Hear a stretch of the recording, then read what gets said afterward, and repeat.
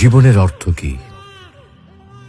আপনার জন্ম হয়েছিল বস্ত্রহীনতার মধ্যে দিয়ে এবং আপনার মৃত্যু হবে বস্ত্রহীনতার মধ্যে দিয়ে।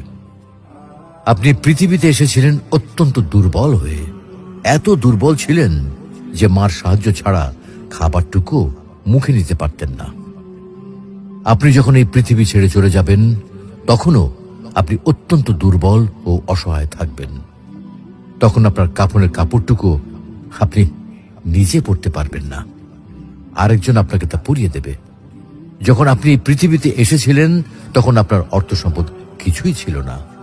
যখন আপনি এই পৃথিবী ছেড়ে চলে যাবেন তখনও আপনার অর্থ সম্পদ কিছুই থাকবে না। আপনাকে প্রথম গোসল যেমন অন্য কেউ দিয়েছিল, তেমনি আপনার শেষ গোসলও অন্য কেউ দেবে। আপনি যেমন পৃথিবীতে একা এসেছিলেন, ঠিক তেমনি ভাবে